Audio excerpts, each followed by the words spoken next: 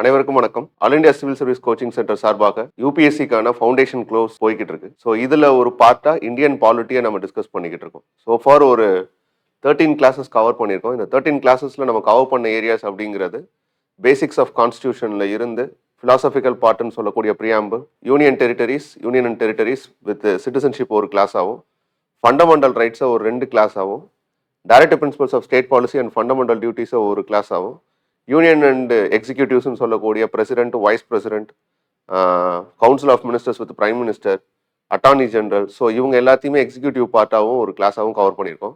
1 or 2 கிளாஸஸாக.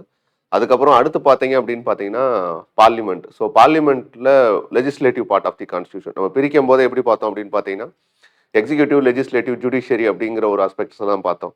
So executive part அப்படின்னு வரும்போது இந்த பிரசிடென்ட், வைஸ் பிரசிடென்ட் இது எல்லாத்தையுமே கவர் பண்ணியிருக்கோம். லெஜிஸ்லேட்டிவ் பார்ட் அப்படின்னு வரும்போது பார்லிமெண்ட்டோட பேசிக்ஸ்லாம் கவர் பண்ணி முடிச்சாச்சு. இன்சென்ஸ் அதோட composition, how members are elected to the parliament, their sessions, then how they pass the bills, various bills such as ordinary bill எப்படி, கான்ஸ்டியூஷன் அமெண்ட்மெண்ட் பில் எப்படி பாஸ் பண்ணுறாங்க, மணி பில் எப்படி pass பண்ணுறாங்க, பட்ஜெட் எப்படி pass பண்ணுறாங்க. So இந்த மாதிரி ஆஸ்பெக்ட்ஸில் எல்லாத்தையுமே டீட்டெயிலாக கவர் பண்ணிட்டோம். பார்லிமெண்ட்டை பொறுத்தளவுக்கு இதுதான் லாஸ்ட் கிளாஸ். ஓகே, ஸோ மிச்சம் இருக்கக்கூடிய areas with respect to parliament அப்படின்னா முக்கியமான ஏரியாஸ் இதுதான்.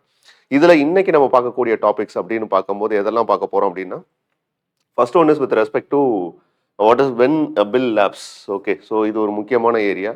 அடுத்து பார்த்தீங்கன்னா எக்ஸாம் பாயிண்ட் ஆஃப் வியூவில் கொஸ்டின் ஏரியான்னு பார்க்கும்போது இது ப்ரிலிம்ஸில் ரெகுலராக கேட்கக்கூடிய ஒரு ஏரியா. Okay, so what is the exclusive power of Lok Sabha and Rajya Sabha. தொடர்ந்து நமக்கு பார்த்தீங்க அப்படின்னா ப்ரீவியஸ் இயர் கொஸ்டின் பேப்பர்ஸில் நீங்கள் ஒரு வேளை ப்ரிலிம்ஸ் ஆஸ்பெக்ட்ஸில் பார்த்தீங்க அப்படின்னா சப்சிக்வெண்ட்டாக ஓகே, ஸோ ஃப்ரீக்வெண்ட்டாக இந்த கொஸ்டின்ஸ் கேட்டுக்கிட்டே இருப்பாங்க. லாஸ்ட்டில் பார்த்தீங்கன்னா பார்லிமெண்ட்ரி கமிட்டிஸ். ஸோ இந்த வருஷம் கூட ஒரு கொஸ்டின் இருந்துச்சு, எத்திக்ஸ் கமிட்டியை வச்சு ஒரு கொஸ்டின் கேட்டிருந்தாங்க. ஸோ இதுவும் ஃப்ரீக்வெண்ட்டாக இருக்கக்கூடிய ஒரு ஏரியா தான். ஸோ இந்த 3 டாப்பிக்கை தான் இன்னைக்கு முடிக்க போகிறோம். ஸோ இது பார்த்துட்டோம் அப்படின்னு பார்த்தீங்கன்னா பார்லிமெண்ட் அப்படின்னு சொல்லக்கூடிய entire areas with respect to question எந்தெந்த ஆஸ்பெக்ட்ஸில் கேட்பாங்க அப்படிங்கிற எல்லா ஆஸ்பெக்ட்ஸும் நம்ம டிஸ்கஸ் பண்ணியிருக்கோம். ஒருவேளை இதுதான் உங்களோட ஃபர்ஸ்ட் கிளாஸை நீங்கள் பார்க்குறீங்க அப்படின்னா இதுக்கு முன்னாடி ஒரு 13 கிளாஸஸ் இருக்குது. ஸோ இதில் வேரியஸ் டைமென்ஷன்ஸில் நம்ம பாலிட்டி அப்ரோச் பண்ணியிருப்போம். ஸோ இன்கேஸ் உங்களுக்கு அதில் ஏதாச்சும் டவுட்ஸ் இருக்குங்கிற பட்சத்தில் அதையும் நீங்கள் என்ன பார்த்துட்டு வந்து இதை அப்ரோச் பண்ணிங்கன்னா நல்லாயிருக்கும். ஸோ இன்றைக்கி நம்ம இந்த கிளாஸஸ்க்குள்ளே போயிடலாம்.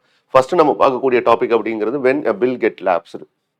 ஓகே, ஸோ பில் லேப்ஸ் ஆகுறது அப்படிங்கிறது இட்ஸ் நத்திங் பட் ஒரு ஆக்ட். ஓகே, ஸோ ஒரு ஆக்ட் நம்ம பார்க்கக்கூடிய விஷயம் எப்போ ஒரு ப்ராசஸ் கம்ப்ளீட் ஆகும். இன்சென்ஸ் நம்ம ஆக்ட்னு எதை சொல்ல முடியும் அப்படின்னா நம்ம ஆல்ரெடி பார்த்தது தான். ஓகே, ஸோ எப்பயுமே ஒரு பில்லாக பார்லிமெண்ட்டில் ஒரு டாக்குமெண்ட்டை ப்ரொப்போஸ் பண்ணுவாங்க. ஐதர் அது கவர்மெண்ட் பில் அப்படின்னா மினிஸ்டர்ஸ் ப்ரொப்போஸ் பண்ணுவாங்க.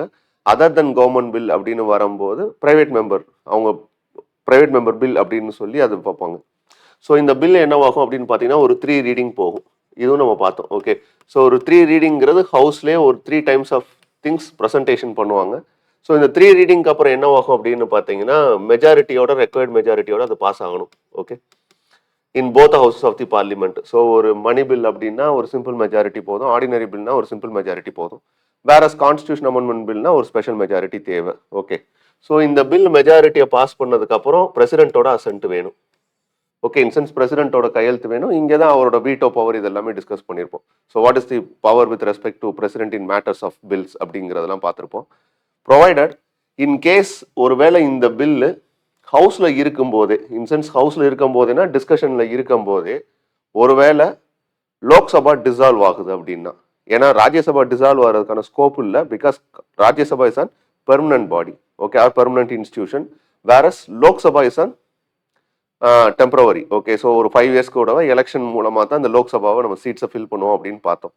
அப்படி பார்க்குற ஆஸ்பெக்ட்ஸில் இந்த லோக்சபா அப்படிங்கிற விஷயம் ஒருவேளை டிசால்வ் ஆகிற கண்டிஷனில் அப்போ அந்த பில் என்னவாகும், ஒருவேளை அங்கே ஒரு பில்லை ப்ரொப்போஸ் பண்ணியிருக்காங்க அப்படின்னா அந்த பில்லோட ஸ்டேட்டஸ் என்னவா இருக்கும் அப்படிங்கிறத தான் வேரியஸ் கண்டிஷன்ஸில் பார்க்க போகிறோம். ஃபர்ஸ்ட் கண்டிஷன் என்ன அப்படின்னு பார்த்தீங்கன்னா ஒரு பில், ஓகே, ஒரு பில்லு லோக்சபாவில் ப்ரெசென்ட் பண்ணுறாங்க. ஓகே, ஸோ ப்ரொப்போசல் வச்சு அந்த பில் பாஸ் ஆகாமையே லோக்சபாலே பெண்டிங்கில் இருந்தால் அந்த பில் என்னவாயிரும்னா டிசால்வ் ஆகும்போது, கண்டிஷன்ஸ் பார்த்துக்கோங்க, டிசால்வ் ஆகும்போது தான் சொல்கிறேன். ஓகே, ஒவ்வொரு 10 இயர்ஸோ இல்லை இடப்பட்ட டைம்லையோ டிசால்வ் ஆகிற கண்டிஷனில் அப்போது அந்த ஹவுஸில் இருக்கக்கூடிய வேரியஸ் ப்ரொப்போசல்ஸ் வேரியஸ் ப்ரொபோசல்ஸ் அப்படிங்கிறது அது ஒரு கமிட்டி ரெக்கமெண்டேஷன்ஸாக இருக்கலாம், இல்லை வேறு தான் டிபேட் அண்ட் டிஸ்கஷன்ஸாக இருக்கலாம். பட் இங்கே நம்ம எடுத்துக்கிற விஷயம் என்ன அப்படின்னு பார்த்தீங்கன்னா with respect to bill.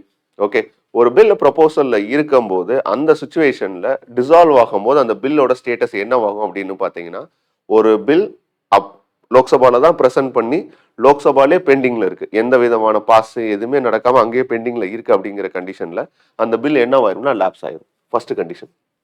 Okay, a bill that originates in the Lok Sabha and remains pending in the Lok Sabha itself is considered lapse. எப்போ condition? dissolution of the Lok Sabha தான். Okay, so இது ஒரு condition. அடுத்த condition எப்போ bill labs ஆகும் அப்படின்னு பார்த்தீங்கன்னா, ஒரு பில்லு ராஜ்யசபாவில் இனிஷியேட் பண்ணுறாங்க. ராஜ்யசபாவில் இனிஷியேட் பண்ணி ராஜ்யசபாவில் அந்த பில் என்ன ஆயிடுச்சுன்னா பாஸ் ஆயிடுச்சு. பாஸ் ஆகி இப்போ செகண்ட் ஹவுஸோட அப்ரூவல் வேணும் இல்லையா? அப்போ செகண்ட் ஹவுஸ் அப்படின்னு சொல்லக்கூடியது இங்கே லோக்சபா. ஸோ ஒரு பில்லு ராஜ்யசபாவில் ஆரிஜினேட் ஆகி அங்கே பாஸ் ஆயிடுச்சு. பாஸ் ஆகி இப்போ என்ன பண்ணுது, அடுத்த கட்டத்துக்கு அது போகுது. அடுத்த கட்டத்துக்கு போகுது அப்படின்னா லோக்சபாவுக்கு போகுது. அப்போ லோக்சபாவில் பெண்டிங்கில் இருக்கும்போது அந்த பில்லு ஒருவேளை ஹவுஸ் டிசால்வ் ஆயிடுச்சுன்னா அப்போ அந்த பில் என்ன ஆயிரும்னா லேப்ஸ் ஆயிரும். ஓகே, அதான் second condition. A bill that originates and passed by the Rajya Sabha but is pending in the Lok Sabha also lapses with the dissolution of the Lok Sabha.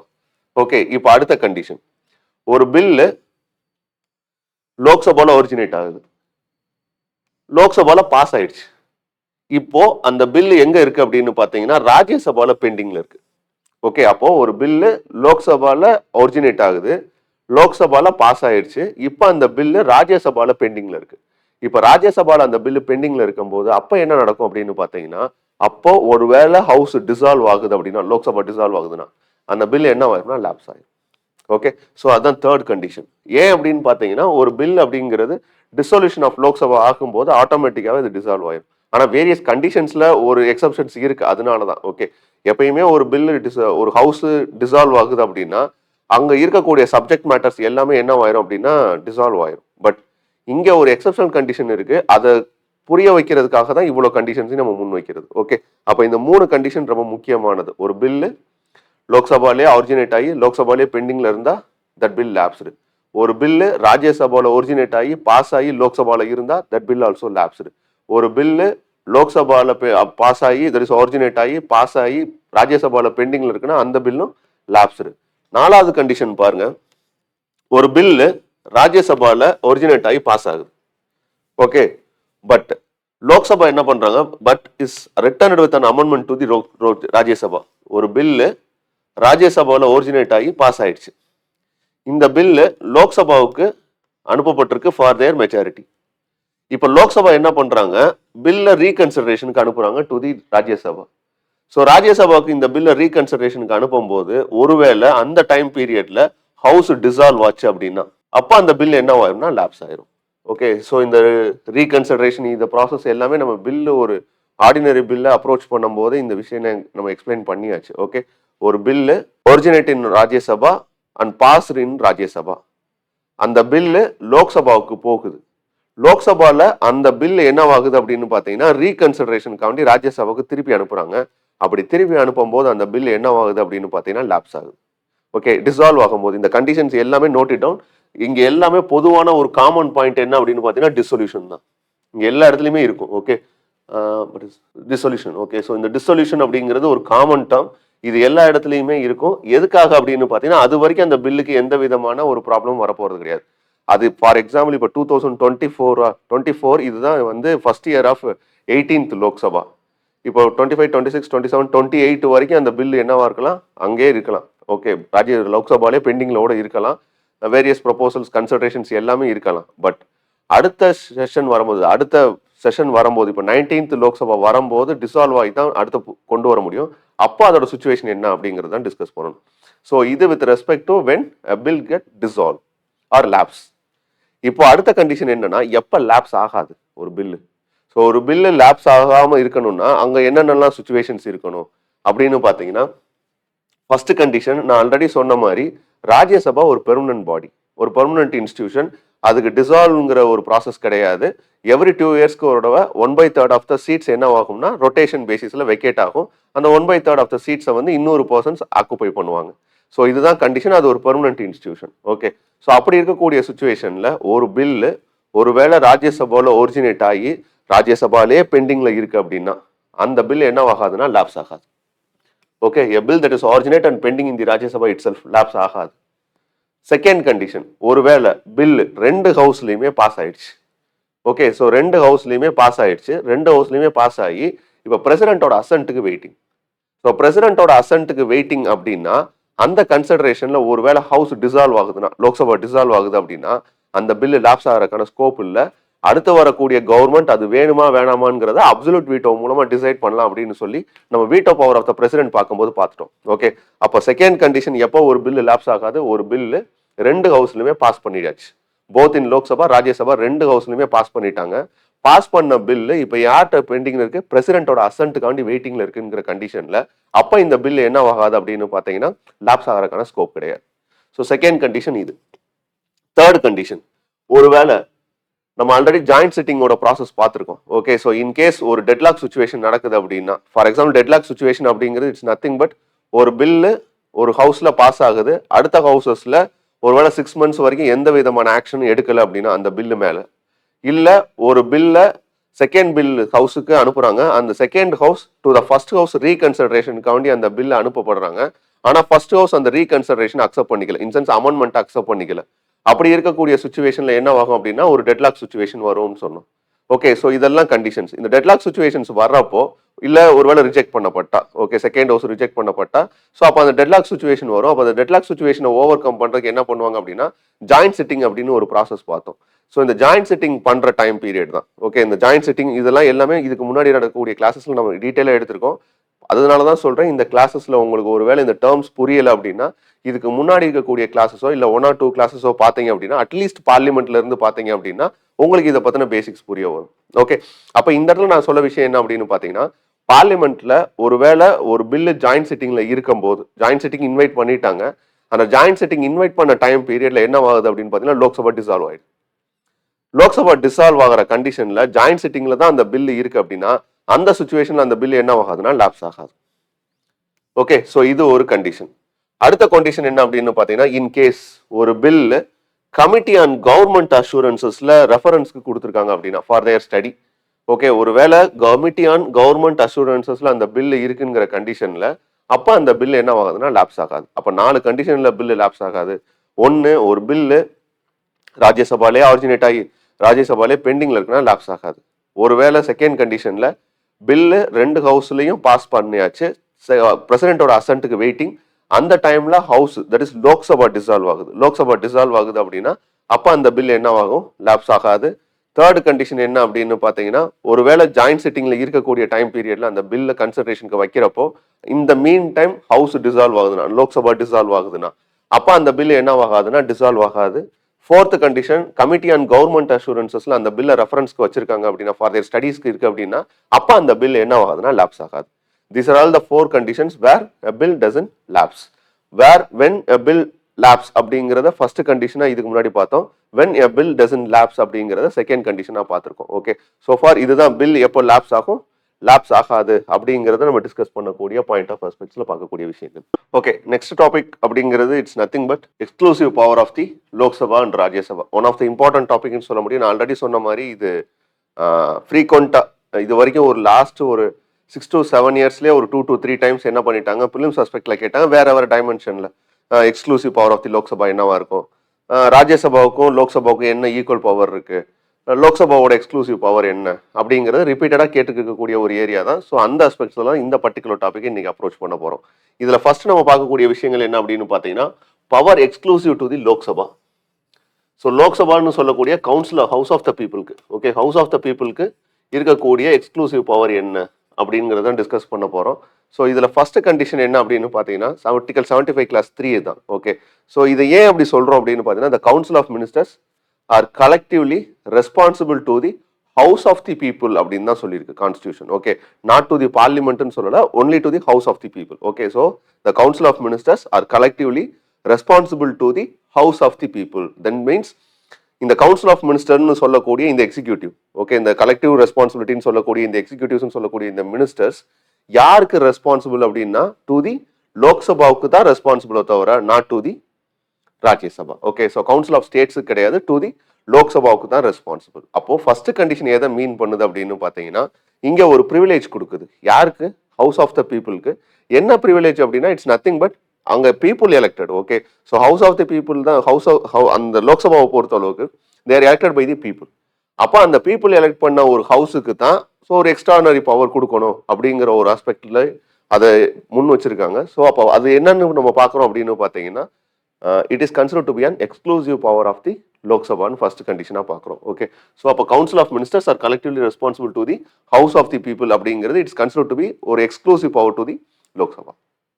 Second condition என்ன அப்படின்னு பார்த்தீங்கன்னா, ஒரு மணி பில். ஓகே, நம்ம ஆல்ரெடி பார்த்துருக்கோம். ஸோ ஒரு money பில்ல எங்க ஆரிஜினேட் பண்ண முடியும், இன்சென்ஸ் எங்க முன் வைக்க முடியும் அப்படின்னு பார்த்தீங்கன்னா, லோக்சபால தான் வைக்க முடியும். ராஜ்யசபால அதை பண்ண முடியாது. ஓகே, ஸோ லோக்சபால மட்டும்தான் ஒரு மணி பில்ல உங்களால என்ன பண்ண முடியும், முன் வைக்க முடியும், இன்சென்ஸ் ஒரிஜினேட் பண்ண முடியும். ராஜ்யசபால மணி பில்ல ஆரிஜினேட் பண்ண முடியாது. இது கான்ஸ்டியூஷனே சொல்லுது, ஆர்டிகல் 110ல.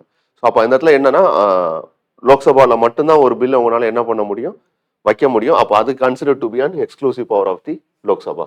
தென் ராஜ்யசபாவுக்கு என்ன பவர் இருக்கு அப்படின்னு பார்த்தீங்கன்னா, வித் ரெஸ்பெக்ட் டு ரெக்கமெண்டேஷன் மட்டும்தான் அந்த பில்லை பண்ண முடியும். ஓகே, ரீகன்சிடரேஷனுக்கு அனுப்புறதோ அதுவுமே என்னன்னா இட் இஸ் கன்சல்டேஷன் தான். இன் ப்ரொவைடட் ஒருவேளை லோக்சபா அக்செப்ட் பண்ணணும், அக்செப்ட் பண்ணிக்கலாம், இல்லாட்டி அக்செப்ட் பண்ணலன்னா அவசியம் கிடையாது. ஆனால் ஆர்டினரி பில்லையும் கான்ஸ்டியூஷன் அமெண்ட்மெண்ட் பில்லையும் அந்த சுச்சுவேஷன் கிடையாது. ஈக்குவல் பவர் இருக்கு to the Rajya Sabha.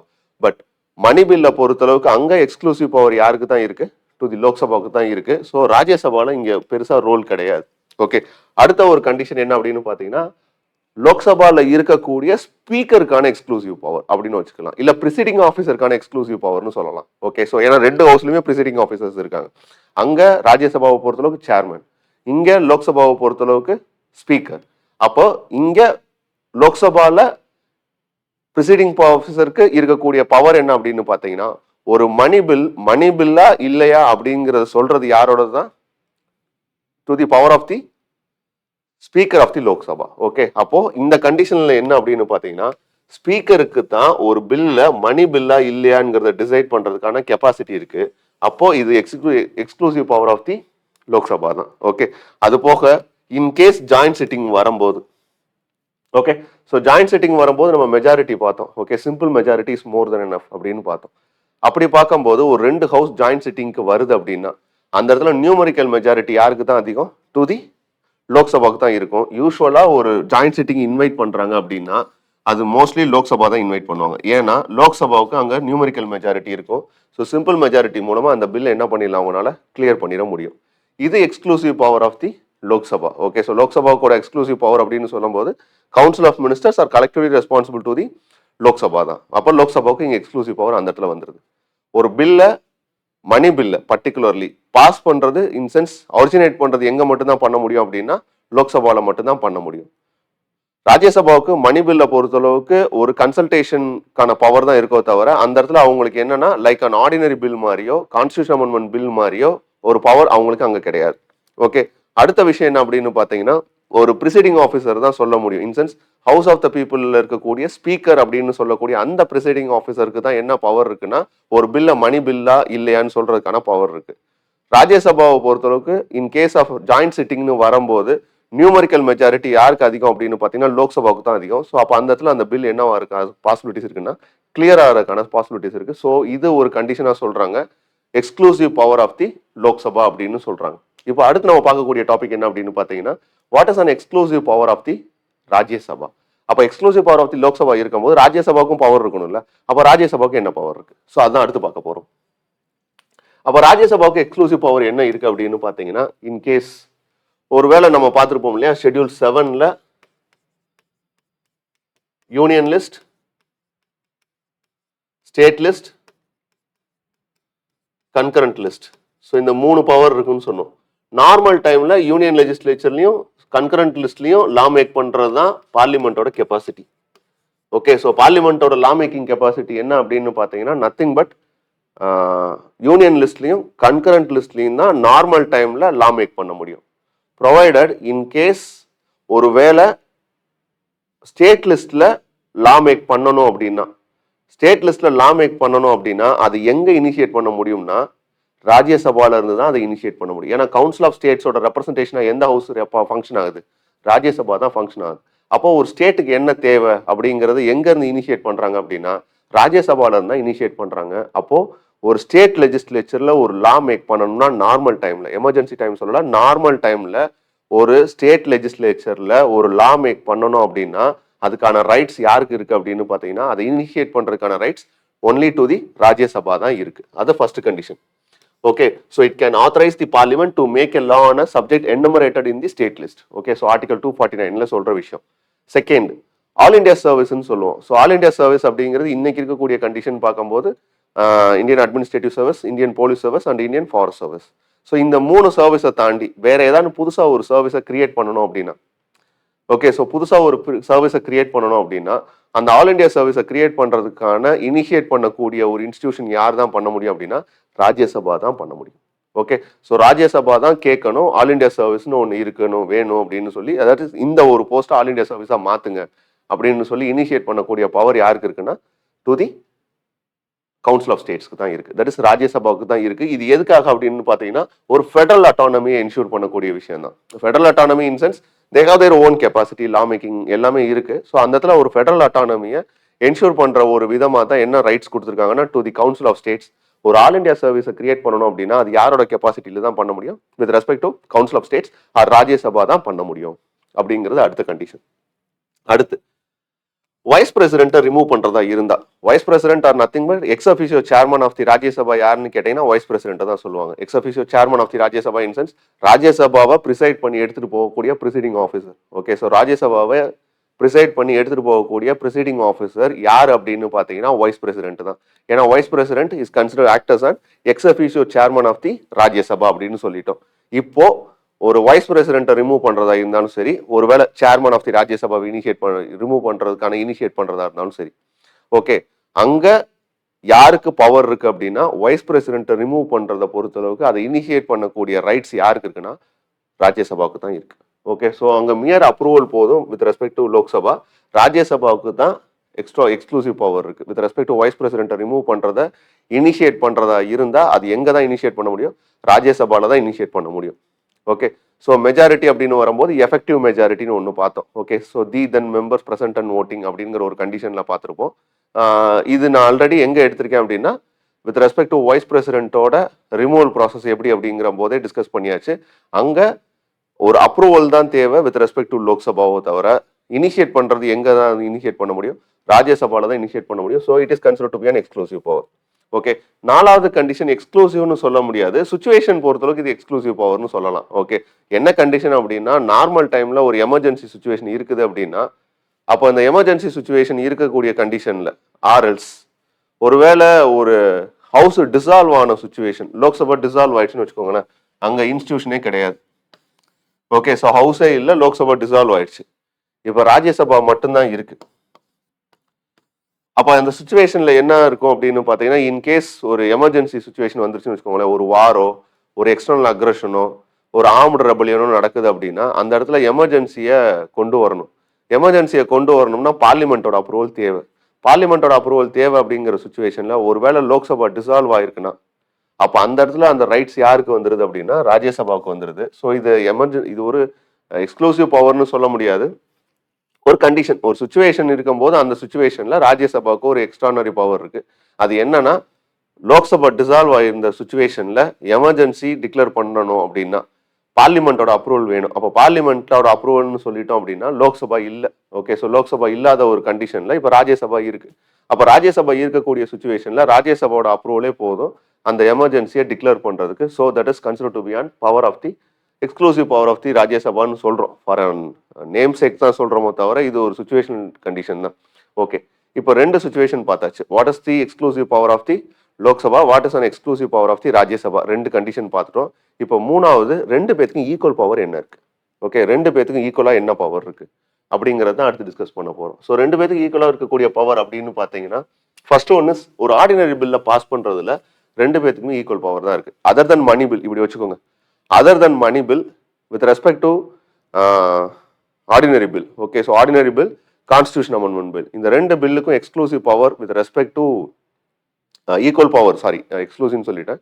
Equal power யாருக்கு இருக்கு அப்படின்னு பார்த்தீங்கன்னா ரெண்டு பேத்துக்குமே இருக்கு. ஒரு ஆர்டினரி பில்லையும் கான்ஸ்டியூஷன் அமெண்ட்மெண்ட் பில்லையும் போத் ஹவுசஸ்ல ரெக்வயர்ட் மெஜாரிட்டியோட பாஸ் ஆனால் தான் அந்த பில் யாருக்கு போகும் அப்படின்னா பிரசிடென்ட்டோட அசன்ட்டுக்கே போகும்.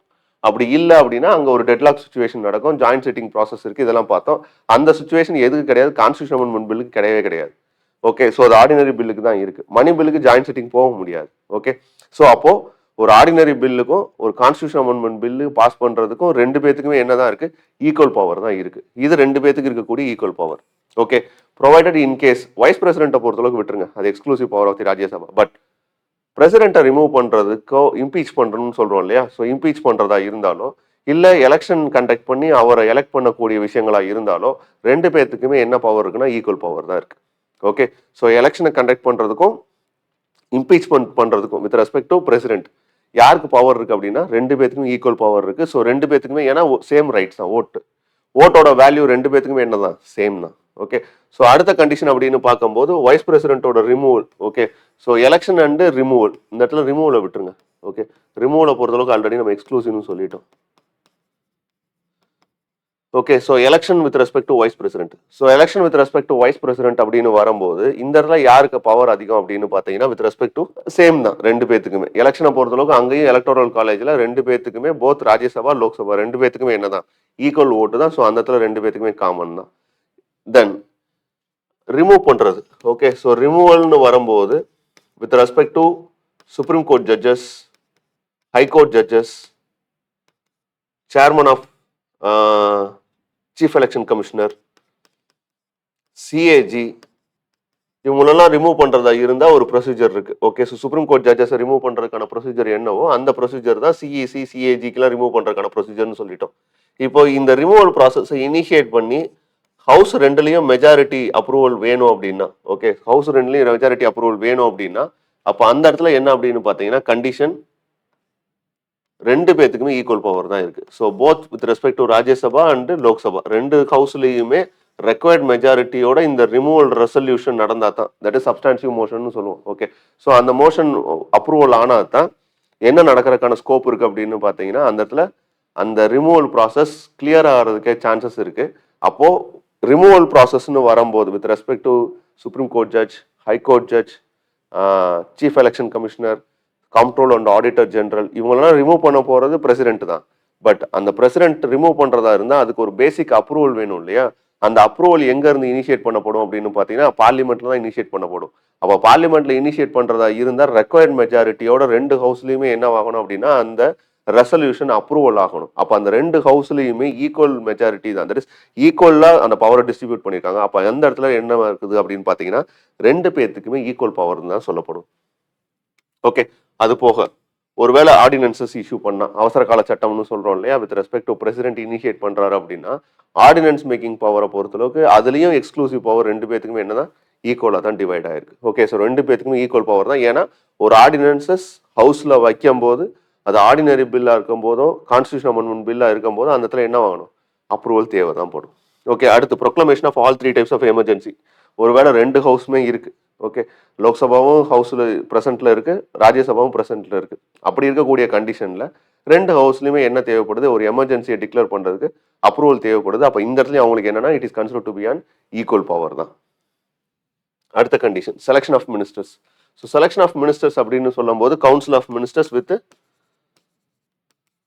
பிரைம் மினிஸ்டர்னு சொல்லுவோம். ஸோ இந்த council of ministers with prime minister அப்படின்றவங்க எங்க இருந்து வருவாங்க அப்படின்னு பார்த்தீங்கன்னா எம்பிஸ் தான். அப்போ எம்பிஸ் அப்படின்னு வரும்போது ப்ரொவைடட் ராஜ்யசபாவாக இருந்தாலும் சரி லோக்சபாவாக இருந்தாலும் சரி இந்த ரெண்டுல இருந்துமே யார் வரலாம், மினிஸ்டர்ஸும் வரலாம் இன்க்ளூடிங் பிரைம் மினிஸ்டரும் வரலாம். ஸோ பிஎம்மும் என்ன ஆகலாம், ராஜ்யசபால இருந்து வரலாம். இதுக்கு முன்னாடி இருந்த மன்மோகன் சிங் பிரசிடென்ட் அப்படின்றவர் தி தென் பிரசிடென்ட் பிரைம் மினிஸ்டர், அவர் எந்த ஹவுஸ்ல இருந்தார் அப்படின்னு பார்த்தீங்கன்னா வித் ரெஸ்பெக்ட் டு ராஜ்யசபால தான் இருந்தார். ஸோ ராஜ்யசபால இருந்தும் யார் வரலாம், பிரைம் மினிஸ்டர் வரலாம். அப்போ கவுன்சில் ஆஃப் மினிஸ்டர்ஸோ பிரைம் மினிஸ்டரோ இந்த ரெண்டு ஹவுஸ்ல இருந்து வரலாம். ஸோ ரெண்டு ஹவுஸ்லயுமே இந்த இடத்துல என்னதான் ஈக்குவல் பவர் தான். ஓகே, அடுத்த கண்டிஷன் இன்கேஸ் ரிப்போர்ட் சப்மிட் பண்றாங்கன்னா நம்ம பார்த்துருப்போம். Okay, so CAG report or UPSC report or any other joint parliamentary commission recommendations. So இது எல்லாமே எங்கே வரும் அப்படின்னு பார்த்தீங்கன்னா 2 ஹவுஸ்லையுமே தான் சப்மிட் பண்ணுவாங்க. ஸோ 2 ஹவுஸுக்குமே அந்த சப்மிட் பண்ண ரிப்போர்ட்டை ஸ்டடி பண்ணுறதுக்கான ரைட்ஸ் இருக்குது.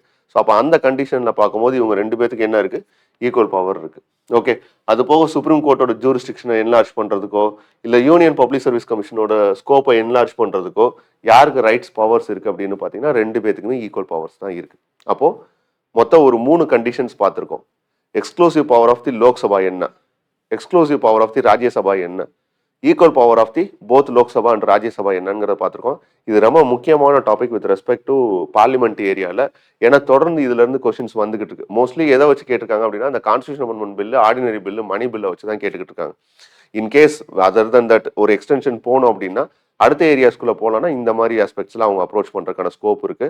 அப்போ exclusive power of the Lok Sabha பார்த்துருக்கோம், exclusive power of the Rajya Sabha பார்த்துருக்கோம். அடுத்த conditions equal power with respect to Lok Sabha and Rajya Sabha பார்த்துட்டோம். ஓகே, ஸோ இதோட இந்த டாபிக் கன்க்ளூட் ஆகுது. இதுக்கப்புறம் நம்ம பார்க்கக்கூடிய டாபிக்ஸ் அப்படிங்கிறது it's nothing but parliamentary committees. Next நம்ம பார்க்கக்கூடிய டாபிக்ஸ் அப்படின்னு பார்த்தீங்கன்னா parliamentary committees. Okay, so parliamentary committees அப்படிங்கிறது it is an extension of parliament அப்படின்னு சொல்லலாம். ஓகே, ஸோ பார்லிமெண்ட்டோட ஒரு எக்ஸ்டென்ஷன் தான் என்னன்னு சொல்லுவோம் அப்படின்னு பார்த்தீங்கன்னா பார்லிமெண்ட்ரி கமிட்டிஸ்ன்னு சொல்லுவோம். இந்த பார்லிமெண்ட்ரி கமிட்டிஸ் அப்படிங்கிறது ஒரு எக்ஸ்ட்ரா கான்ஸ்டியூஷனல் பாடினோட சொல்லலாம் to an extent. Okay, because it is not mentioned in the constitution. Okay, so கான்ஸ்டியூஷனில் பார்லிமெண்ட் அப்படிங்கிற பார்லிமெண்ட்ரி கமிட்டி அப்படிங்கிற ஒரு ஒரு ஒரு ஒரு ஒரு இன்ஸ்டிடியூஷன் என்னவாகலை அப்படின்னா சொல்லப்படலை. பட் இதுக்கான பவர் எங்கேருந்து வருது அப்படின்னு பார்த்தீங்கன்னா வித் ரெஸ்பெக்ட் டு அதர் ஆர்டிகல்ஸில் இருந்து அந்த பவரை எடுத்துக்கிறாங்க. Okay, so law making capacity வரும்போது அது ஒரு exclusive power of the parliament எப்படின்னு சொல்கிறோம் அப்படின்னு பார்த்தீங்கன்னா அந்த இடத்துல அதை தாண்டி இன்ஸ்டிடியூஷன்ஸை எஸ்டாப்ளிஷ் பண்ணுறதுக்கான ரைட்ஸும் யாரு கொடுத்துருக்காங்கன்னா பார்லிமெண்ட் மே பை லா அப்படின்னு சில இடத்துல இனிஷியேட் பண்ணியிருக்காங்க. அதை தாண்டி அப்படின்னு பார்த்தீங்கன்னா rules of the procedure of Lok Sabha with respect to other than that Rajya Sabha. So இந்த 2 இடத்துலையுமே என்ன இருக்குது அப்படின்னு பார்த்தீங்கன்னா பார்லிமெண்ட் கமிட்டி ஃபார்ம் பண்ணுறதுக்கான scope to the both Lok Sabha and Rajya Sabha யார் கொடுத்துருக்காங்கன்னா கான்ஸ்டியூஷனும் கொடுத்துருக்கு. At the same time rules of the procedure of Lok Sabha as well as ராஜ்யசபான்னு 2 ரூல்ஸ் ஆஃப் ப்ரொசீஜர்ஸ் இருக்கு. இந்த 2லையுமே என்ன எஸ்டாப்ளிஷ் பண்ணியிருக்காங்க அப்படின்னு பார்த்தீங்கன்னா பார்லிமெண்ட்ரி கமிட்டிங்கிற ஒரு இன்ஸ்டிடியூஷனை எஸ்டாப்ளிஷ் பண்ணுறதுக்கான ரைட்ஸ் அங்கே டு தி பார்லிமெண்ட் கொடுத்துருக்காங்க. ஓகே, ஸோ அப்போ பார்லிமெண்ட் கமிட்டி அப்படிங்கிறது இட்ஸ் நத்திங் பட் ஒரு institution, that's all. Okay, so அப்போ அந்த இன்ஸ்டிடியூஷனோட ரோல் அண்டு ரெஸ்பான்சிபிலிட்டி என்ன அப்படின்னு பார்த்தீங்கன்னா யூஸ்வலாக ஒரு பார்லிமெண்ட்டோட ரோல் அப்படிங்கிறது இட்ஸ் நத்திங் பட் நம்ம வேரியஸ் ஆஸ்பெக்ட்ஸில் பார்த்தோம். ஒரு எக்ஸிக்யூட்டிவ் ரெஸ்பான்சிபிலிட்டி, ஒரு ஃபினான்ஷியல் அக்கௌண்டபிலிட்டி என்ஷூர் பண்ணுறது, லா மேக்கிங் பண்ணுறது, அண்ட் ஆர்கன் ஆஃப் இன்ஃபர்மேஷன், ஒரு எஜுகேஷன் சென்டராக இருக்குது, ஒரு டிஸ்பியூட் ரெசல்யூஷன் மெக்கானிசமாக இருக்குது. அப்படிங்கிற மாதிரி வேரியஸ் ஆஸ்பெக்ட்ஸில் ஒரு ஃபங்க்ஷன் ஆஃப் தி பார்லிமெண்ட் பார்த்தோம். அப்போது இந்த ஃபங்க்ஷன் ஆஃப் தி பார்லிமெண்ட் அப்படிங்கிறது நமக்கு டெலிபரேட்டாக எங்கே தெரியும் அப்படின்னு பார்த்தீங்கன்னா இந்த ஹவுஸில் தான் தெரியும். ஸோ வேரியஸ் டிபேட்டு, டிஸ்கஷன்ஸ் இதெல்லாமே வேரியஸ் செஷன்ஸில் நடக்கும். நம்ம மான்சூன் செஷன் பார்ப்போம், வின்டர் செஷன் பார்ப்போம், பட்ஜெட் செஷன் பார்ப்போம். ஸோ இது எல்லாமே என்ன ஆகும் அப்படின்னு பார்த்தீங்கன்னா லைவ்ல நம்ம பார்க்க முடியும். So various debate, discussions, bill pass ஆகிறது, அதுக்கு எடுக்கக்கூடிய மெஜாரிட்டிஸ், இந்த மாதிரி அஸ்பெக்ட்ஸ் எல்லாமே நம்ம என்ன பண்ணுவோம், கவர் பண்ணுவோம். வேரியஸ் ரிமூவல் ரெசல்யூஷன்ஸ் அப்பப்போ என்ன வர்றதுக்கான ஸ்கோப் இருக்குன்னா வர்றதுக்கான ஸ்கோப் இருக்கு. ஓகே, பட் அதை தாண்டி பிஹைண்ட் தி ஸ்க்ரீன் வெறும் இந்த ஒரு 100-150 நாளில் என்டையர் இந்த system of governance, okay, so total அட்மினிஸ்ட்ரேஷனையும் நம்மளால ஒரு பார்லிமெண்ட்னால ரெகுலேட் பண்ணிட முடியுமான்னு கேட்டால் முடியாது. அப்போ அந்த இடத்துல பிஹைண்ட் தி ஸ்க்ரீன் என்ன ஆகும் அப்படின்னு பார்த்தீங்கன்னா சம் இன்ஸ்டிடியூஷன்ஸ் அது பெர்மனண்ட்டாக ரன் ஆகக்கூடிய ஒரு இன்ஸ்டிடியூஷனாக இருக்கணும். லைக் ஒரு பார்லிமெண்ட் செஷனில் 3 செஷனும் வேரியஸ் டைம் பீரியட்ல வருது. அப்போ அதுக்கிடையில பார்லிமெண்ட் ஒரு வேலையும் பார்க்காதா அப்படின்னா பார்க்கும். அந்த பார்க்குற வேலையை எது மூலமாக பார்க்கும் அப்படின்னு பார்த்தீங்கன்னா ஒரு பெர்மனன்ட் இன்ஸ்டிடியூஷனை எஸ்டாப்ளிஷ் பண்ணி பார்க்கும். ஸோ அப்படி ஒரு பெர்மனன்ட் இன்ஸ்டிடியூஷன் சொல்கிறதுக்கான கண்டிஷன் என்னன்னா அந்த 5 years ஆஃப் டென்யூரில் சொல்கிறேன் அந்த பெர்மனன்ட் இன்ஸ்டிடியூஷன் அப்படிங்கிறது. ஏன்னா 1 year கூட அது மாறிக்கிட்டே இருக்கும். பட் இந்த இன்ஸ்டிடியூஷன் என்ன பண்ணும் அப்படின்னு பார்த்தீங்கன்னா பார்லிமெண்ட்டோட ஆக்டிவிட்டீஸை இன் டீட்டெயிலாக இன்னும் இன்டெப்த்தாக போய் என்ன பண்ணும்னா அனலைஸ் பண்ணக்கூடிய ஒர்க்கை பார்க்கும். ஓகே, அது பில் பாசிங்காக இருந்தாலும் சரி, இல்லை ஒரு ரெசல்யூஷனை ஸ்டடி பண்ணுறதா இருந்தாலும் சரி, இல்லை ஒரு பில்லை அக்செப்ட் பண்ணலாமா வேணாமா அப்படிங்கிறதா இருந்தாலும் சரி, இல்லை ஒரு பார்லிமெண்ட்டோட சேஃப்டி கன்சிடரேஷனை கன்சர்ன் பண்ணுறதா இருந்தாலும் சரி, இல்லை ஒரு பில்லோ ஒரு ஃபினான்ஷியல் ப்ரொபோசல்ஸை ஸ்டடி பண்ணக்கூடிய விஷயங்களாக இருந்தாலும் சரி, இது எல்லாத்தையுமே யார் பார்க்குறாங்க அப்படின்னா பார்லிமெண்ட் கமிட்டி தான் பார்க்குது. அப்போ ரோல்ஸ் அண்ட் ரெஸ்பான்சிபிலிட்டி அப்படிங்கிறது it is consider to be one of the important aspects. Okay, so இதுல இருந்தும் கொஸ்டின்ஸ் என்னவாகுது நமக்கு ரெஃப்ளெக்ட் ஆகிக்கிட்டே இருக்கு.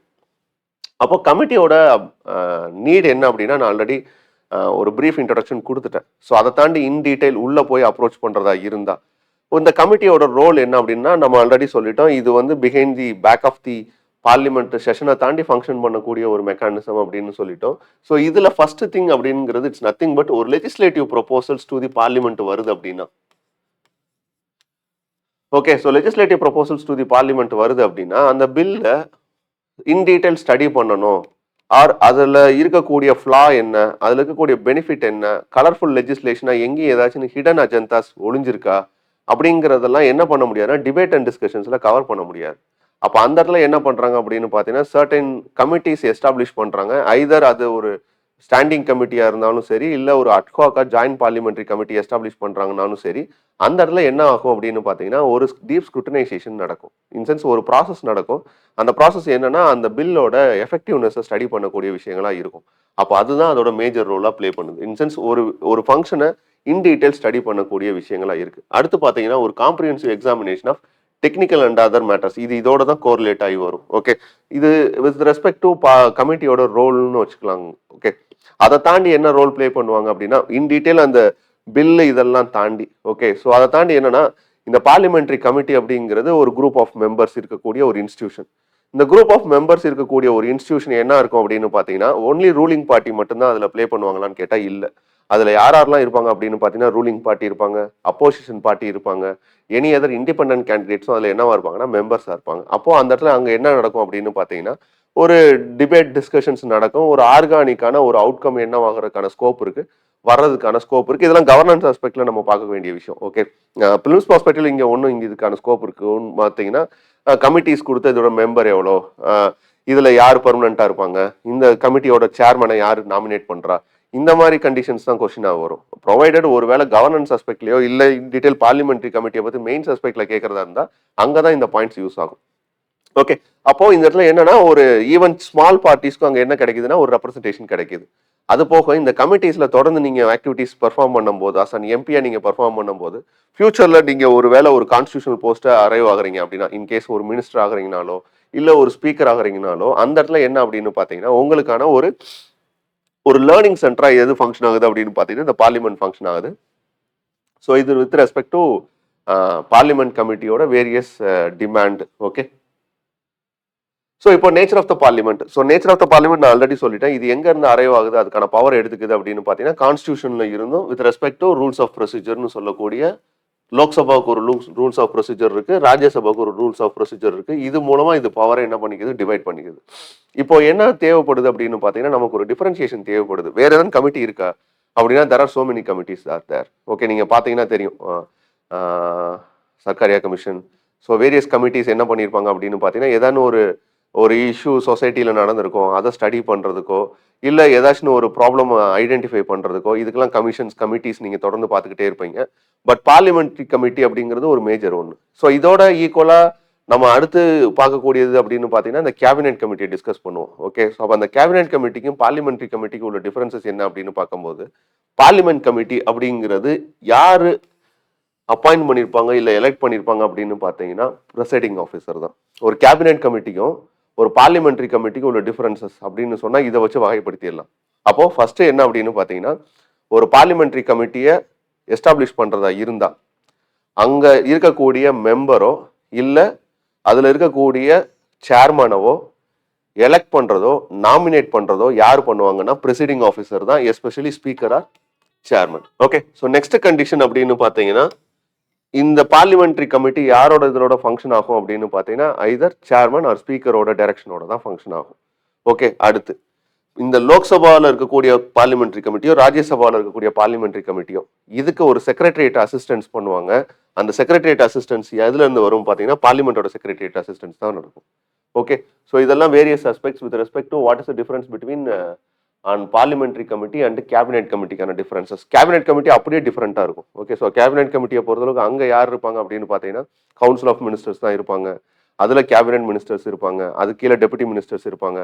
ஸோ இதெல்லாமே அங்கே எக்ஸிக்யூட்டிவ் பாயிண்ட்ல கேபினெட்டோட ஃபங்க்ஷனிங் மெக்கானிசம்ஸ் இதெல்லாம். பட் இங்கே நம்ம பார்க்கக்கூடியது committee, parliamentary committee. Cabinet committee already நம்ம எக்ஸிக்யூட்டிவ்ஸ் பார்க்கும்போது பார்த்துட்டோம். ஓகே, இங்கே நம்ம பார்க்க வேண்டியது பார்லிமெண்ட்ரி கமிட்டி. பார்லிமெண்ட்ரி கமிட்டிக்கும் கேபினெட் கமிட்டிக்கும் உள்ள டிஃபரன்ஸ் என்னன்னு கேட்டீங்கன்னா இதுதான். ஸ்பீக்கர் தான் அங்கே பொறுப்பு, மொத்த பொறுப்பு. பார்லிமெண்ட் செக்ரட்டரியேட் தான் அதுக்கு அசிஸ்டன்ஸ் பண்றது. இது மட்டும் ஞாபகம் வச்சுக்கணும். ஓகே, ஸோ இப்போ இதுல 2 டைப் ஆஃப் பார்லிமெண்ட்ரி கமிட்டிஸ் இருக்கு. ஒன்னு பாத்தீங்கன்னா ஸ்டாண்டிங் கமிட்டி, அனதர் ஒன்னு அட்ஹாக் கமிட்டி. இந்த ஸ்டாண்டிங் கமிட்டி அப்படின்னு சொல்றது ஒரு permanent. So permanent in sense எல்லா டைமும் ப்ரெசென்ட் ஆகும், த்ரூ அவுட் தி இயர் இருக்கும். Okay, so through out the year வருஷம் பூரா இருக்கும். இதுல மெம்பர்ஸ் மட்டும் என்ன ஆவாங்க அப்படின்னா வருஷத்துக்கு கூட மாத்திக்கிட்டே இருப்பாங்க. போன லாஸ்ட் வீக் கூட ரீஷஃபில் பண்ணாங்க. ஓகே, ஸோ மெம்பர்ஸ் என்ன பண்ணாங்கன்னா வேரியஸ் கமிட்டிஸ்ல ரீஷஃபில் பண்ணாங்க, நியூஸ் இருந்துச்சு நமக்கு. ஓகே, ஸோ இந்த அட்ஹாக் கமிட்டி அப்படிங்கிறது ஒரு டெம்பரவரி கமிட்டி. டெம்பரவரினா பர்டிகுலரா ஏதாவது ஒரு பில் வருதுன்னு வச்சுக்கோங்களேன், மேஜரான ஒரு பில் வருது அப்படின்னா அந்த பில்லை ஸ்டடி பண்றதுக்காண்டி என்ன பண்ணிருப்பாங்க அப்படின்னா some joint parliamentary committees appoint பண்ணிருப்பாங்க. ஜாயிண்ட் பார்லிமெண்ட்ரி கமிட்டி அப்படிங்கிறது it's member of both Rajya Sabha and Lok Sabha, 2 பேருமே இருப்பாங்க. ஓகே, ஸோ இதுதான் ஏன்னா ஜாயிண்ட் பார்லிமெண்ட்ரி கமிட்டி அப்படிங்கிறது நத்திங் பட் அவ்வளோதான். ஓகே, ஸோ அட்ஹாக் கமிட்டி அப்படிங்கிறது ஒரு டெம்பரவரி, ஸ்டாண்டிங் கமிட்டி அப்படிங்கிறது ஒரு பெர்மனன்ட் கமிட்டி. ஸோ இதுதான் ரெண்டுக்குள்ள டிஃபரன்சஸ். ஓகே, ஸோ அடுத்த விஷயம் அப்படின்னு பார்க்கும்போது ஸ்டாண்டிங் கமிட்டியில முக்கியமான 3 கமிட்டிஸ் பார்த்துடலாம். ஓகே, முக்கியமான 3 கமிட்டிஸ் அப்படிங்கிறது ஃபினான்ஷியல் கமிட்டிஸ் தான். இந்த ஃபினான்ஷியல் கமிட்டிஸ்ல மோஸ்ட்லி கொஸ்டின் வந்திருக்கு. ஓகே, அடுத்து ரீசெண்டா வந்தது எத்திக்ஸ் கமிட்டியை வச்சு ஒரு கொஸ்டின் வந்திருக்கு. ஸோ அப்போ எத்திக்ஸ் கமிட்டியை வச்சு கொஸ்டின் வந்துருச்சு அப்படிங்கிறதுக்காண்டி நீங்க ஃபுல் ஃபிளஜ்டா இருக்கக்கூடிய எல்லா கமிட்டிஸும் படிக்கணுமா அப்படின்னா there are so many committees are there. Okay, standing committee so many committees are there. அப்போ எல்லாத்தையும் நான் கவர் பண்ணணுமா அப்படின்னா அவசியம் இல்லை. அந்த எத்திக்ஸ் கமிட்டி டெலிபரேட்டா அது என்னன்னா இஷ்யூல இருந்தது. ஓகே, ஸோ ஒரு வெஸ்ட் பெங்கால்ல இருந்து ரெப்ரசென்ட் பண்ணக்கூடிய ஒரு எம்பி, ஸோ அவங்க மேல சார்ஜ் ஷீட் ஃபைல் பண்றாங்க. ஸோ அது மூலமா அவங்களுக்கான ஆக்ஷன்ஸ் நடக்குது, அவங்கள சஸ்பெண்ட் பண்றாங்க. ஓகே, ஸோ அந்த இடத்துல அது ஒரு கான்சிக்வன்சஸ் ஆஃப் ஈவெண்ட்ஸ். ஸோ அதனால அது என்னவாகுது, கரண்ட் அஃபேர்ஸ் பாயிண்ட் ஆஃப் வியூல ட்ரிகர் ஆகுது. அதனால அந்த கமிட்டியை நம்ம ஃபோக்கஸ் பண்ணி பண்ண வேண்டியதா இருக்கோ தவிர எல்லா கமிட்டிஸும் டோன்ட் ட்ரை டு ரீட். எது கரண்ட் அஃபேர்ஸ்ல வருமோ மோஸ்ட்லி ஒரு 5 to 6 கமிட்டிஸ் வரும். நீங்க இந்த ஃபினான்ஷியல் கமிட்டியை தாண்டி மேஜரா பார்த்தா ஒரு 5 to 6 கமிட்டிஸ் வரும். இதை மட்டும் எடுத்து வச்சு படிச்சுக்கோங்க. ஸ்கோப்பும் அதுக்குள்ளதான் வரும். ஸோ இது வரைக்கும் கேட்ட கொஸ்டின்ஸும் இந்த ஃபினான்ஷியல் கமிட்டிஸை தான் மோஸ்ட்லி டிஸ்கஸ் பண்ணியிருக்காங்க. அதை தாண்டி கேட்டிருப்பாங்க அப்படின்னா அது அந்த டைம் பீரியட்ல ரொம்ப ஃப்ரீக்வெண்டா கரண்ட் அஃபேர்ஸ்ல இருக்கும். அதுக்காண்டி 1 or 2 டைம்ஸ் வந்துட்டு போனதுனால அதை கரண்ட் அஃபேர்ஸ்ல கேட்ட கொஸ்டினா இருக்கும் முன்னெல்லாம் கன்சிடர் பண்ணாதீங்க. கரண்ட் அஃபேர்ஸ்ல ஒரு கொஸ்டின் கேட்கறாங்க அப்படின்னா நம்பர் ஆஃப் டைம்ஸ் அது ரிப்பீட்டடா எவ்வளவு தூரம் அக்கரன்ஸ் ஆயிருக்குங்கிறது ஒன்னு கண்டிஷன், இன்னொன்னு அது என்ன சொசைட்டில இம்பாக்டை கிரியேட் பண்ணிருக்கு அப்படிங்கிறது செகண்ட் கண்டிஷன். இந்த 2 கண்டிஷன்ல தான் ஒரு கரண்ட் அஃபேர்ஸ் நீங்க அப்ரோச் பண்ணணும். அப்படி பார்க்கும்போது இந்த ethics committee through out the year போன வருஷம் ஃபுல்லா அது இருந்துச்சு, அதோட இம்பாக்டும் ஹெவியா இருந்துச்சு. அதனாலதான் அது என்ன பண்ணாங்கன்னா ட்ரிகர் பண்ணியிருந்தாங்க. ஸோ அப்போ கமிட்டிஸ்ங்கிற பொறுத்தளவுக்கு எல்லாத்தையும் பார்க்காதீங்க. இங்கேயும் நான் கவர் பண்ணக்கூடிய இந்த 3 ஃபினான்ஷியல் கமிட்டியோட டிஃபரன்சஸ் தான் காமிக்க போறேன். அது போக டிபார்ட்மெண்ட் ரிலேட்டட் ஸ்டாண்டிங் கமிட்டி ஒன்று, மிச்சம் இருக்கிற கமிட்டிஸ் எல்லாமே அப்பப்போ நீங்க அட்ஹாக்கா என்ன பண்ணிக்கோங்க, ப்ரொவைடட் கரண்ட் அஃபேர்ஸ்ல வந்தா பார்த்துக்கோங்க. ஓகே, ஸோ இங்கே நம்ம பார்க்கக்கூடிய விஷயங்கள் அப்படின்னு பார்த்தீங்கன்னா இந்த 3 financial committee is consider to B important committees. Okay, இது வரைக்கும் மோஸ்ட்லி கொஸ்டின் வந்தது இந்த 3 கமிட்டிஸ் வச்சு தான் கேட்டிருக்காங்க. Estimate committee, public accounts committee, committee on public undertakings. Okay, so இந்த 3 கமிட்டி தான் முக்கியமாக நம்ம டிஸ்கஸ் பண்ண போகிறது. இதுல first one is estimate committee. Okay, so இந்த எஸ்டிமேட் கமிட்டி இந்த 3 கமிட்டிஸ்லயும் இருக்கக்கூடிய காமன் கண்டிஷன்ஸ் பார்த்தலாம். அதுக்கப்புறம் என்னன்னா ஒவ்வொன்றையும் டிஃபரன்ஷியேட் பண்ணி பார்த்தலாம். இந்த 3 கமிட்டிலையுமே மெம்பர்ஸ் என்னன்னா எலெக்டட் தான். ஓகே, ஸோ எலெக்டட் தான். ஓகே, ஸோ எலெக்டட் பண்ணி தான் வருவாங்க. இந்த 3 ஹவுஸ்லையுமே மெம்பர்ஸை எலெக்ட் பண்ணுவாங்க. அது மெத்தட் ஆஃப் எலெக்ஷன் என்ன அப்படிங்கிறது பின்னாடி பார்க்கலாம். இந்த 3 கமிட்டிலையுமே யார் மெம்பரா இருக்க முடியாதுன்னா மினிஸ்டர்ஸ் மெம்பரா இருக்க முடியாது. ஓகே, ஸோ மினிஸ்டர்ஸ் என்னவா இருக்க முடியாதுன்னா மெம்பரா இருக்க முடியாது. அது போக மினிஸ்டர்ஸ் எந்த சுச்சுவேஷன்லையும் ரைட் டு அப்பியர்னு சொல்லுவாங்க. Okay, so appear that is வந்து நீங்க வந்து இதுக்கு விளக்கம் கொடுங்க அப்படின்னு சொல்லி மினிஸ்டர்ஸ் நீங்க கொஸ்டின் பண்ண முடியாது. So ministers they are neither become members of this committee. இதுல சேர்மனை பொறுத்தளவுக்கு நாமினேட் பண்றது யாருன்னு பாருங்க, ஸ்பீக்கர் தான், சேர்மன் கிடையாது. That is speaker of the Lok Sabha தானே தவிர சேர்மன் ஆஃப் தி ராஜ்யசபா கிடையாது. ஸோ ஸ்பீக்கர் தான் இந்த மெம்பர்ஸ், சேர்மன் என்ன பண்றாங்க, எலெக்ட் பண்றாங்க. மெம்பர்ஸ் போத் ஹவுசஸ்ல இருந்து வரலாம், பட் சேர்மனை எந்த ஹவுஸ்ல இருந்து எலெக்ட் பண்றாங்க அப்படிங்கிறது ஒரு கண்டிஷன். அடுத்து இந்த ரெக்கமெண்டேஷன் ஆஃப் த கமிட்டி என்னது, neither power to direct the government not binding in sense, வெறும் இது ஒரு ரெக்கமெண்டேட்டரி இன்ஸ்டிடியூஷன் தான். இதனால எந்த ஒரு மேண்டேட்டட் ப்ராசஸ் நடக்க போறது கிடையாது. It is considered to be an deterrent. Okay, so இந்த கமிட்டி கொடுக்கக்கூடிய ரெக்கமெண்டேஷன் என்னவாகும் அப்படின்னு பார்த்தீங்கன்னா ஒரு பயத்தை ஏற்படுத்தும். ஓகே, ஸோ அதுதான் அதோட அப்ஜெக்டிவ் தவிர அதனால என்ன ஆகக்கூடாதுன்னா பனிஷ் பண்றதோ அந்த மாதிரி ஆக்டிவிட்டிஸ் எதுவும் கிடையாது. இது காமனான points with respect to for 3 committees. இதுல ஃபர்ஸ்ட் நம்ம டிஸ்கஸ் பண்ணக்கூடியது எதுன்னு பார்த்தீங்கன்னா எஸ்டிமேட் கமிட்டி. இந்த எஸ்டிமேட் கமிட்டி அப்படிங்கிறது எஸ்டாப்ளிஷ் ஆனது 1921 இருந்தாலும் இது கம்ப்ளீட்டா ஃபுல் ஃபிளஜ்டா வந்தது அப்படின்னு பார்த்தீங்கன்னா 1950க்கு அப்புறம் தான். ஓகே, ஸோ 1950க்கு அப்புறம் தான் இந்த கமிட்டி என்ன பண்றாங்க, இம்ப்ளிமெண்டேஷனுக்கு வருது. இதுல டோட்டல் நம்பர் ஆஃப் மெம்பர்ஸ் அப்படிங்கிறது இனிஷியலா 25. ஓகே, ஸோ 25 இனிஷியலா இருந்தது, இப்போ ஆல்மோஸ்ட் 30க்கு எக்ஸ்டெண்ட் பண்ணியிருக்காங்க. Okay, so total number of members வந்து 30. இது ஒரு கொஸ்டின் வந்துச்சு. 2018-19 ஒரு பிலிம்ஸ் கொஸ்டின்ல எஸ்டிமேட் கமிட்டியோட மெம்பர்ஸ் தான் அதிகமான நம்பர்ஸ் அப்படின்னா 30 தான்.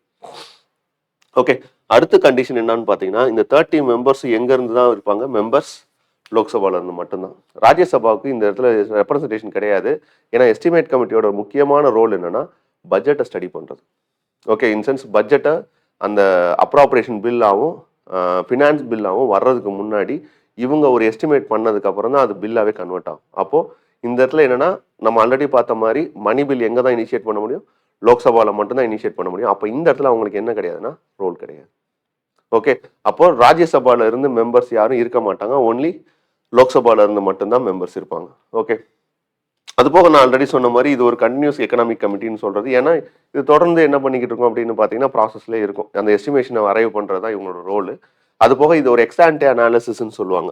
எக்ஸான்டே அனாலிசிஸ் இன்சென்ஸ் ப்ரியரா.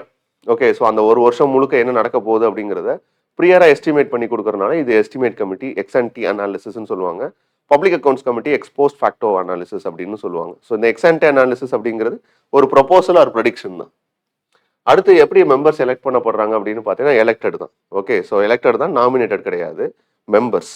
ஓகே, இந்த எலெக்டட் மெம்பர்ஸை ரெப்ரசன்டேஷன் எப்படி நடக்குது அப்படின்னா election process proportional representation by means of single transfer ஓட்டாக நடக்குது. அப்போ எல்லா பார்ட்டிக்கும் ரெப்ரசன்டேஷன் இருக்கும்.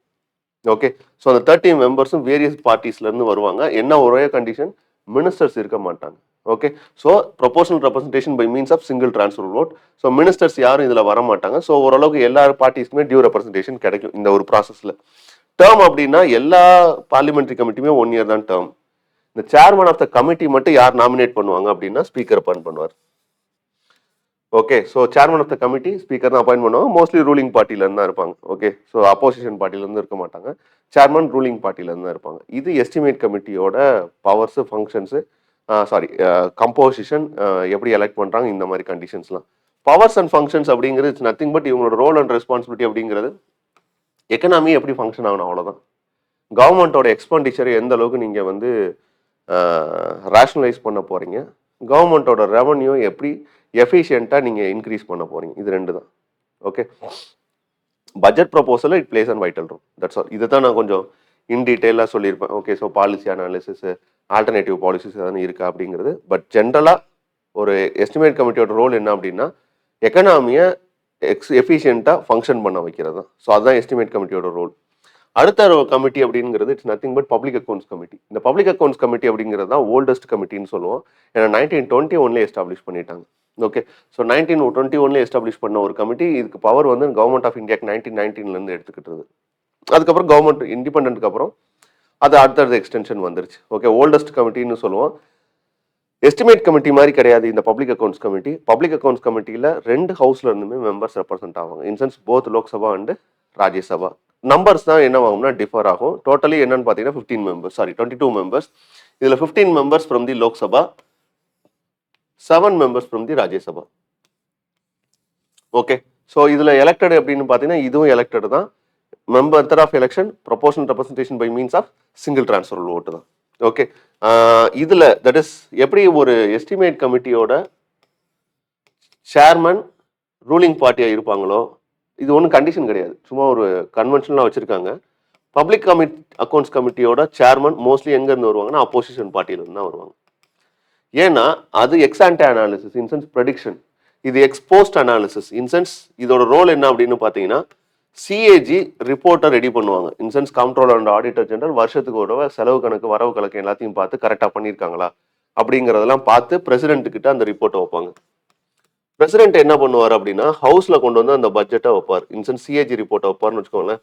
இந்த ரிப்போர்ட்ல இருக்கக்கூடிய விஷயங்களை ஸ்டடி பண்றது யாரோட ரோல்னா பப்ளிக் அக்கௌண்ட்ஸ் கமிட்டி. அப்போ இது என்னவா ஃபங்க்ஷன் ஆகுது அப்படின்னு பார்த்தீங்கன்னா ஒரு ஆடிட்டிங் ஹவுஸ் மாதிரி ஃபங்க்ஷன் ஆகுது. ஆடிட்டிங் பண்ண ரிப்போர்ட்டை ஸ்டடி பண்றதுனால.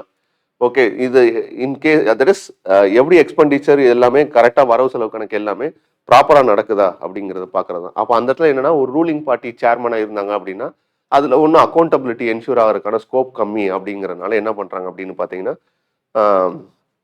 அப்போசிஷன் பார்ட்டியை மெம்பராக வச்சு என்ன பண்ணுறாங்கன்னா அந்த சேர்மனை வச்சு கண்டக்ட் பண்ணுறாங்க. ஸோ 22 மெம்பர்ஸ் உள்ள ஒரு இன்ஸ்டிடியூஷன். இதோட ரோல் நான் ஆல்ரெடி சொல்லிட்டேன், இதுவும் 1 year தான் டேர்ம். இங்கேயும் மினிஸ்டர்ஸ் வர மாட்டாங்க, காமனான பாயிண்ட் தான். இங்கேயும் சேர்மனை யார் தான் எலெக்ட் பண்ணுறா? ஸ்பீக்கர் தான். ஃபங்க்ஷன் ஆல்ரெடி சொன்ன மாதிரி சிஏஜி ரிப்போர்ட்டை ஸ்டடி பண்ணுறது தான் இதோட ஃபங்க்ஷன். ஓகே, இதை ட்வின் சிஸ்டர்னு சொல்லுவாங்க வித் ரெஸ்பெக்ட் டு எஸ்டிமேட் கமிட்டியோட. ஏன் அப்படின்னா எஸ்டிமேட் கமிட்டி கொடுக்கக்கூடிய report ex ante analysis, public accounts committee கொடுக்கக்கூடிய ரிப்போர்ட் எக்ஸ்போஸ்ட் அனாலிசிஸ். இன்சென்ஸ் இவங்களோட ரோல் என்ன அப்படின்னு பார்த்தீங்கன்னா ரெண்டு பேருமே எக்ஸ்செக்கரை ப்ராப்பராக ஃபங்க்ஷன் ஆகுதா அப்படிங்கிறது பார்க்கறது தான் இவங்களோட role. So that's why they are considered to be an twin sisters. Okay, so அடுத்த கண்டிஷன் என்னன்னு பார்த்தீங்கன்னா பப்ளிக் அக்கௌண்ட்ஸ் கமிட்டி. இந்த பப்ளிக் இதோட லிமிடேஷன்ஸ் எக்ஸ்போஸ்ட் ஆஃப் ஆக்ட் அப்படிங்கிறதுலாம் லிமிடேஷன்ஸ் இதெல்லாம் பெருசாக ஒன்றும் இல்லைடா. ஓகே, இதில் ரொம்ப முக்கியமான ஒன்று இது என்னன்னு பார்த்தீங்கன்னா ப்ரொப்ரேட்டரி ஆடிட்டிங் பண்ணுவாங்க இல்லையா சிஏஜி. இந்த வருஷம் ஒரு மெயின்ஸ் கொஸ்டின் இருக்கு இல்லையா, ப்ரொப்ரேட்டரி ஆடிட்டிங் இன் சென்ஸ் வரவு செலவு கணக்கு அப் டு தி மார்க் இருக்கா அப்படின்னா அதை மட்டும் ஸ்டடி பண்ணுறதா அந்த நார்மல் ஆடிட்டிங். ப்ரொப்ரேட்டரி ஆடிட்டிங் அப்படிங்கிறது அதை வில்ஃபுல்லாக பண்ணியிருக்காங்களா இல்லை ஏதாச்சும் கரப்ஷன் அதில் இன்வால்வ் ஆயிருக்கா அப்படிங்கிறது பியாண்ட் தி ஸ்கோப் ஸ்டடி பண்ணுவாங்க. ஓகே, இந்த 2G ஸ்கேமை அப்படித்தானே சொல்லுவாங்க. ஸோ 2G ஸ்கேமை பொறுத்தளவுக்கு 1,76,000 that is not on consider to be on allegation. Okay, so அது அலிகேஷன் என்ன சொல்கிறாங்க அப்படின்னு பார்த்தீங்கன்னா எக்ஸ்செக்கருக்கு லாஸ் அது வந்து இட் இஸ் நாட் கரப்ஷன் அப்படிங்கிற ஒரு அஸ்பெக்ட்லாம் அதை பார்க்கணும் அப்படிங்கிற மாதிரி. இன்சென்ஸ் அதை ஸ்டடி பண்ணும்போது என்ன சொல்கிறாங்க அப்படின்னா ப்ரொப்ரேட்டரி ஆடிட்டிங்கில் இதை விட பெட்டராக நம்ம ஃபங்க்ஷன் பண்ணியிருந்தோம் அப்படின்னா இதில் இவ்வளோ லாஸஸ் நமக்கு வந்திருக்காது அப்படிங்கிறது தான் அந்த ஸ்கேமுக்கான ஒரு ப்ரொப்போசலை தவிர வரவு செலவு கணக்கு பார்த்து அது பண்ண கிடையாது. அது ப்ரொப்ரேட்டரி ஆடிட்டிங் மூலமாக பண்ண ஒரு விஷயம். ஸோ அதுதான் இந்த கொஸ்டின் ட்ரிகர் ஆயிடுச்சு. ஸோ ஓகே, ப்ரொப்ரேட்டரி ஆடிட்டிங் அப்படிங்கிறது சிஏஜி பண்ணக்கூடிய ஒரு எக்ஸ்ட்ரா ஆடிட்டிங். ஸோ அந்த எக்ஸ்ட்ரா ஆடிட்டிங் இவங்களும் பண்ணலாமான்னு கேட்டால் பண்ணலாம். In case of any waste, loss, கரப்ஷனு ஆர் ஆப்ரேஷனல் டிஃபிஷியன்சி நடந்திருக்கா, இந்த மாதிரி ஆஸ்பெக்ட்ஸ்லாம் ஸ்டடி பண்ணுறது இவங்களோட ரோல் தான். ஓகே, ஸோ இது பப்ளிக் அக்கௌண்ட்ஸ் கமிட்டியோட ஆஸ்பெக்ட். அடுத்து கமிட்டி ஆன் பப்ளிக் அண்டர்டேக்கிங்ஸ்ங்கிறது nothing but public undertaking companies இருக்கு இல்லையா, தட் இஸ் பப்ளிக் பிஎஸ்யூஸ்ன்னு சொல்லுவோம்ல, பப்ளிக் செக்டார் யூனிட்ஸ். ஸோ இதோட ரிப்போர்ட்டை ஸ்டடி பண்ணுறதுக்காண்டி எஸ்டாப்ளிஷ் பண்ணது தான் இந்த committee on public undertakings. So இதை எஸ்டாப்ளிஷ் பண்ண டைம் பீரியட் அப்படின்னு பார்த்தீங்கன்னா 1964. இதை பேஸ் பண்ணது யாரோட கமிட்டி ரெக்கமெண்டேஷன் மூலமானா கிருஷ்ணன் மேனன் கமிட்டியோட ரெக்கமெண்டேஷன் மூலமாக. எப்படி ஒரு பப்ளிக் அக்கௌண்ட்ஸ் கமிட்டியில் members 22 from both Lok Sabha and ராஜ்யசபான்னு சொல்கிறோமோ அதே மாதிரி தான் இங்கேயும் 22 members from both Rajya Sabha and Lok Sabha. Okay, so இதில் சேர்மன் ஆஃப் த கமிட்டி அப்படிங்கிறது அப்பாயிண்டட் பை ஸ்பீக்கர் தான். From among the members committee Tran from Lok Sabha only. Okay, so இங்கேயும் சேர்மன் ஆஃப் தி கமிட்டி யார் தான், மெம்பர்ஸ் பார்த்தீங்கன்னா போத் ராஜ்யசபா லோக்சபா. ஸோ லோக்சபாவில் ஒரு 15 பேரும் இதில் ஒரு 7 பேர் இருக்காங்க, டோட்டலி 22. ஆனால் சேர்மனை யார் தான் எல்லாரும் நாமினேட் பண்ணுவா, ஸ்பீக்கர் தான் நாமினேட் பண்ணுவாங்க.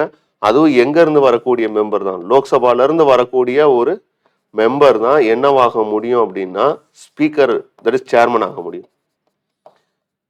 ஓகே, ஸோ இதில் எந்த கண்டிஷனும் இல்லை. ஓகே, யார் வரணும் அப்படிங்கிறது இது ஒன்று தான் கண்டிஷன். அடுத்து இதோட ஃபங்க்ஷன்ஸ் நான் ஆல்ரெடி சொன்ன மாதிரி பப்ளிக் செக்டர் அண்டர்டேக்கிங்ஸோட ஆடிட்டிங் ரிப்போர்ட்டை ஸ்டடி பண்ணுறது தான் இவங்களோட ரோல். அது போக இன்கேஸ் பப்ளிக் அக்கௌண்ட்ஸ் கமிட்டியோ எஸ்டிமேட் கமிட்டியோ ஏதாச்சும் ஒரு suggestion to the public undertaking committee and public undertakings கொடுத்தாங்கன்னா அந்த ரிப்போர்ட்டை ஸ்டடி பண்ணி தர்றது தான் அதோட ரோல். ஓகே, ஸோ இது with respect to 3 different types of financial committees. அதுக்கப்புறம் பார்த்தீங்கன்னா டிபார்ட்மெண்டல் கமிட்டிஸ்ன்னு சொல்கிறது. டிபார்ட்மெண்டல் கமிட்டி அப்படிங்கிறது டிபார்ட்மெண்ட் ரிலேட்டட் ஸ்டாண்டிங் கமிட்டிஸ்ன்னு சொல்லுவாங்க. எப்படி ஒரு எஸ்டிமேட் கமிட்டி ஒரு ஃபினான்ஷியல் பில்லையும் ஒரு அப்ராப்ரேஷன் பில்லையும் பாஸ் பண்ணுறதுக்கு முன்னாடி ஒரு ப்ராசஸ் பண்ணி ஒரு ரிப்போர்ட் சப்மிட் பண்ணி அது மூலமாக அந்த பில் அரைவ் ஆகுதோ, அந்த பில்லை செகண்ட் ரீடிங் முடிச்சதுக்கப்புறம் அந்த bill to the department related standing கமிட்டிஸ்க்கு ஸ்டடிக்காண்டி போகும். இன்சென்ஸ் ஒவ்வொரு டிபார்ட்மெண்ட் ரிலேட்டட் ஸ்டாண்டிங் கமிட்டிஸ் இருக்குது. ஓகே, ஒவ்வொரு டிபார்ட்மெண்ட்டுக்கு ஒரு கமிட்டி இருக்குன்னு வச்சுக்கோங்களேன். இந்த கமிட்டி அந்த பில்லை என்ன பண்ணுவாங்க அப்படின்னா ஸ்டடி பண்ணுவாங்க.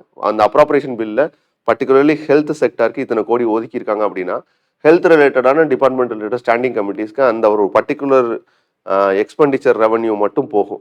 அந்த மட்டும் அவங்க என்ன பண்ணுவாங்கன்னா ஸ்டடி பண்ணி ஒரு ரிப்போர்ட் கொடுப்பாங்க. அதுதான் கடைசியாக தேர்ட் ரீடிங்கில் நமக்கு ஓட்டிங்க்கு வரும். அங்கே தான் எக்கனாமிக் கட்டு, டோக்கன் கட்டு, பாலிசி கட்டுலாம் பார்த்தோம். இது நம்ம ஆல்ரெடி பார்த்துருக்கோம், டிஸ்கஸ் பண்ணியிருக்கோம். ஸோ இந்த டிபார்ட்மெண்ட் ஸ்டாண்டிங் கமிட்டி அப்படிங்கிறது it's nothing but accountability ensure பண்ணுறது தான் வித் ரெஸ்பெக்ட் டு எக்ஸிக்யூட்டிவ். சரியாக வரவு செலவு கணக்கு பார்த்துருக்காங்களா அப்படிங்கிறது தான். ஓகே, மொத்த டோட்டலி எத்தனை டிபார்ட்மெண்ட் ஸ்டாண்டிங் கமிட்டிஸ் இருக்குன்னா 24 ஸ்டாண்டிங் கமிட்டிஸ் இருக்கு. ஓகே, இதில் 16 லோக்சபாவில் இருந்தும் 8 ராஜ்யசபாவில் இருந்தும் ஃபங்க்ஷன் ஆகும். ஓகே, இந்த 24 டிபார்ட்மெண்ட் ஸ்டாண்டிங் கமிட்டிஸில் 8 work under the Rajya Sabha, 16 work under the Lok Sabha. இது போக மெம்பர்ஸ் அப்படிங்கிறது ministers not eligible. Each standing கமிட்டியை பொறுத்தவரை 31 மெம்பர்ஸ் இருப்பாங்க, 21 from Lok Sabha, 10 from Rajya Sabha. Members of the Lok Sabha என்னன்னா இங்கே பாருங்க, they are nominated, not elected. இதுக்கு முன்னாடி பார்த்த 3 ஃபினான்ஷியல் கமிட்டிஸ்லையுமே மெம்பர் என்ன தான், எலெக்டட் தான். இதில் நாமினேட்டட். ஓகே, ஸோ இதில் மேஜர் டிஃப்ரென்சஸ். நாமினேட் பண்ணப்படுறாங்க by the speaker from among its own members. அதே மாதிரி ராஜ்யசபாவை பொறுத்தளவுக்கு by the chairman of the Rajya Sabha. டேர்மை பொறுத்தளவுக்கு இவங்களுக்கும் 1 year தான்.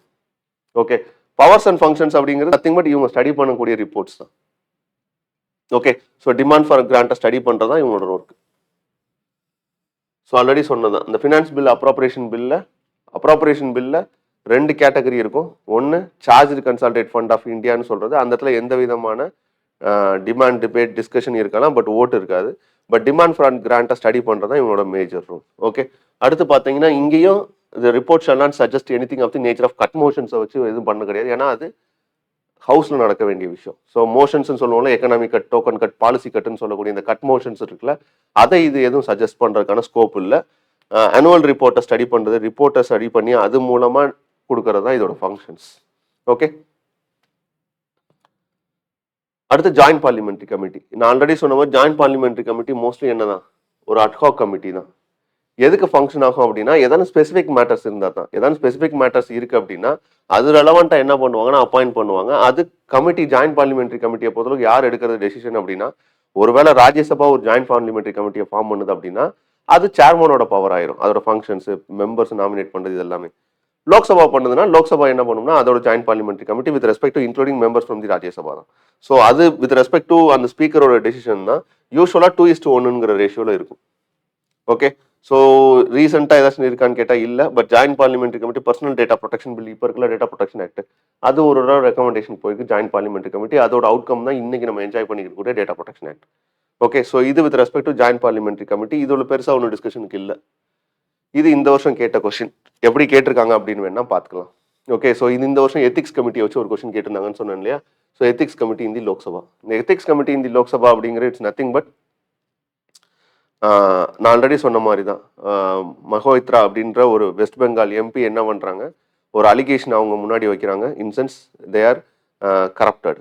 எதுனால அப்படின்னு பார்த்தீங்கன்னா, பார்லிமெண்ட்டில் கேட்கக்கூடிய கொஸ்டின்ஸுக்கு some one funding for that. Okay, அந்த மாதிரி கொஸ்டின்ஸ் கேட்குறாங்க அப்படின்னு சொல்லி ஒரு அலிகேஷன் அவங்க மேலே வருது. ஸோ அது ரெலவெண்ட்டாக ஒரு எத்திக்ஸ் கமிட்டி என்ன பண்ணுறாங்கன்னா ஒரு ஸ்டடி பண்ணுறாங்க. ஸ்டடி பண்ணிவிட்டு அவங்க மேலே என்ன பண்ணுறாங்கன்னா சம் வேர்டிக்ட்டும் டிக்டேட் பண்ணாங்க, சஸ்பென்ஷன் பண்ணாங்க. அதுதான் கண்டிஷன்ஸ். ஸோ அது டிபேட் அண்ட் டிஸ்கஷனில் இருந்ததுனால அந்த கொஸ்டின் ட்ரிகர் ஆகுது. ஸோ ஃபர்ஸ்ட் பாருங்க, initially it was an ad hoc committee. Initially இப்போ ஒரு ஸ்டாண்டிங் கமிட்டி. ஓகே, இன்சென்ஸ் இது பெர்மனெண்ட்டாக ஃபங்க்ஷன் ஆகக்கூடிய கமிட்டி. ஆனால் இனிஷியலாக இது ஒரு அட்ஹாக்காக தான் இருந்துச்சா அப்படின்னா, எஸ், இனிஷியலாக இது அட்ஹாக்காக தான் இருந்துச்சு. ஃபர்ஸ்ட் ஸ்டேட்மெண்ட் கரெக்ட் தான். Only a member of the Lok Sabha can make a complaint relating to unethical conduct of member of the Lok Sabha. Only member of the Lok Sabha தான் complaint பண்ண முடியுமான்னு கேட்டா no. Okay, even any one can complaint. Any ஒன்னா as a citizen of India நம்மளும் கூட இந்த ethics கமிட்டியில் ஒரு இண்டிவிஜுவல் எம்பிக்கு அகேன்ஸ்டாக நீங்கள் என்ன பண்ணலாம், கம்ப்ளைண்ட்டை ரைஸ் பண்ணலாம். பட் அஃபிடவிட் வாங்கணும். ஓகே, பட் நீங்கள் என்ன பண்ண முடியாதுன்னா டைரெக்டாக போய் பார்லிமெண்ட்டில் அதை டிஸ்கஸ் பண்ண முடியாது. Representatives will discuss. இன்சென்ஸ் நீங்கள் உங்களோட சார்பாக நீங்கள் என்ன பண்ணலாம் அப்படின்னா, ஒரு எம்பிகிட்ட இந்த மாதிரி இவங்க பண்ணுறாங்க அப்படின்னு சொல்லி, வயலேட் பண்ணுறாங்கன்னு சொல்லி நீங்கள் கம்ப்ளைண்ட் பண்ணலாம். அதை எம்பி அக்செப்ட் பண்ணிவிட்டு ஹவுஸில் வச்சு ஸ்பீக்கரோட அப்ரூவலோட அதை ப்ராசஸ் பண்ணணும். அப்போ only a member of Lok Sabha can make a கம்ப்ளைண்டான்னு கேட்டால் நோ, இட் இஸ் நாட். அப்போ செகண்ட் ஸ்டேட்மெண்ட் இருக்கக்கூடிய ஸ்டேட்மெண்ட்ஸ் தப்பு அப்படின்னா ஆன்சர் 1 and 3 தான். தேர்ட் ஸ்டேட்மெண்ட் பாருங்க, this committee cannot take up any matter which is sub judice. Obviously அது ஒரு ஸ்லீப்பிங் ஸ்டேட்மெண்ட் தானே. எப்பயுமே சப்ஜுடைஸாக இருக்கக்கூடிய ஒரு ப்ராசஸ் எப்படி கண்டக்ட் பண்ணுவாங்க? அப்போ அது சும்மா ஸ்லீப்பிங் ஸ்டேட்மெண்ட். அப்போ ஆன்சர் என்ன அப்படின்னு பார்த்தீங்கன்னா 1 and 3 is the answer. Okay, so இந்த மாதிரி தான் கொஸ்டின் கேட்பாங்க. அதுக்காக இப்படி இருக்கக்கூடிய கமிட்டிஸ் எல்லாத்தையும் நான் படிக்கணுமான்னு கேட்டால் தேவையில்லை. அந்த டைமில் எது ஃப்ரீக்வெண்ட்டாக கரண்ட் அஃபேர்ஸில் உங்களுக்கு வருதோ அந்த மாதிரி கொஸ்டின்ஸை மட்டும் அப்ரோச் பண்ணுங்க. அப்போ இது வரைக்கும் என்னன்னு பார்த்தீங்கன்னா, மேஜராக பார்லிமெண்ட்டில் இருக்கக்கூடிய முக்கியமான டாபிக்ஸ் எல்லாத்தையுமே நம்ம என்ன பண்ணிட்டோம், கவர் பண்ணிட்டோம். இதோட பார்லிமெண்ட் அப்படிங்கிற ஒரு டாப்பிக்கும் முடிஞ்சு. அடுத்து இப்போ பார்லிமெண்ட் முடிச்சிட்டோம் அப்படின்னா அடுத்து நம்ம இதோட பேரலாக என்ன பண்ணிடலாம் அப்படின்னா ஸ்டேட் லெஜிஸ்லேச்சரை பார்த்துடலாம் அடுத்து வரக்கூடிய கிளாஸஸில். ஏன்னா ஸ்டேட் லெஜிஸ்லேச்சர் முடிச்சிட்டோம் அப்படின்னா பேரலாக தான் இருக்கும், ரெண்டுக்கும் பெரிய டிஃபரன்சஸ் இருக்காது. 1 by 1 அப்படியே சீக்வன்ஸாக முடிச்சிட்டோம் அப்படின்னா ஸ்டேட் லெஜிஸ்லேச்சர் பார்க்கும் போதே கவர்னரோட ரோல் என்ன அப்படின்னு எக்ஸிக்யூட்டிவ் ஆஸ்பெக்ட்லையும் பார்த்துடலாம். Council of ministers with CM எப்படி இருக்காங்க அப்படிங்கிறதெல்லாம் பார்த்துட்டோம் அப்படின்னா நமக்கு ஓரளவுக்கு லெஜிஸ்லேட்டிவ் டாபிக் முடிஞ்சிடும். முடிஞ்சு அப்படின்னா ஜுடிஷியரிக்குள்ளே போயிடலாம். ஜுடிஷியரி ஒரு டாபிக், அது ஒரு மேஜர் ஏரியா. ஸோ அது முடிச்சிட்டோம் அப்படின்னா சென்டர் ஸ்டேட் ரிலேஷன் பார்க்கணும். சென்டர் ஸ்டேட் ரிலேஷன் பொறுத்தளவுக்கு லெஜிஸ்லேட்டிவ் பவர்ஸ் என்னவா இருக்குது, எப்படி டிஸ்ட்ரிபியூட் ஆயிருக்கு, ஃபினான்ஷியல் பவர் எப்படி டிஸ்ட்ரிபியூட் ஆயிருக்கு, அட்மினிஸ்ட்ரேட்டிவ் பவர் எப்படி டிஸ்ட்ரிபியூட் ஆயிருக்கு அப்படின்னு பார்க்கலாம். சென்டர் ஸ்டேட் ரிலேஷன் முடிஞ்சு அப்படின்னா வித் ரெஸ்பெக்ட் டு அடுத்து நம்ம பார்க்கக்கூடிய ஏரியாஸ் அப்படின்னா எமர்ஜென்சி தான். இன் கேஸ் ஆஃப் இஷ்யூஸ் வரும்போது அதோட கன்டினியூஷனாக பார்த்துட்டோம் நல்லாயிருக்கும். ஸோ அங்கே அது முடிஞ்சிருச்சு அப்படின்னா லோக்கல் செல் கவர்மெண்ட்டு, அர்பன் லோக்கல் பாடிஸ், அதுக்கப்புறம் special areas, scheduled areas like schedule 5, schedule 6, லிங்குஸ்டிக்கும் இது அதெல்லாம் முடிச்சிட்டோம் அப்படின்னா கான்ஸ்டியூஷனல் நான் கான்ஸ்டியூஷனல் பாடிஸ் தான். ஹோப் நமக்கு ஒரு 30 செஷன்ஸ் இருக்குங்கிற பட்சத்தில் இப்போ தான் ஒரு 14 செஷன்ஸ் முடிச்சிருக்கோம். மிச்சம் இருக்கக்கூடிய 15 செஷன்ஸில் இதெல்லாம் கம்ப்ளீட்டாக கவர் பண்ணிடலாம். ஸோ இந்த ஒரு என்டையர் ஸ்ட்ரெச் ஆஃப் வீடியோஸ் நீங்கள் பார்த்தீங்க அப்படின்னாலே ஓரளவுக்கு உங்களுக்கு என்ன அப்படின்னா என்டையர் ஏரியாவுமே கவர் ஆயிரும். ஸோ ரெஃபரன்ஸ்க்கு நீங்கள் இந்த புக்கை வச்சுக்கிட்டு ப்ரீவியஸ் இயர் கொஸ்டின் பேப்பர் வச்சுட்டு நீங்கள் ஸ்டடி பண்ணீங்கன்னா it is well and good for you to clear this examination. Okay, so இதோட இந்த பர்டிகுலர் செஷனை நான் என்ன பண்ணுறேன், வைண்ட் அப் பண்ணுறேன். அடுத்து வரக்கூடிய செஷன் எதை பற்றினது அப்படின்னு பார்த்தீங்கன்னா ஸ்டேட் லெஜிஸ்லேச்சரை பற்றி தான். இன்கேஸ் ஏதாவது கமெண்ட்ஸ் இருந்ததுன்னா நீங்கள் கமெண்ட் பாக்ஸில் பண்ணுங்கள், அதுக்கு we will try to reply. Okay, so hope this session will good for you. Okay, it is helpful for you. I wind up this session. Thanks for all for வாட்சிங் this.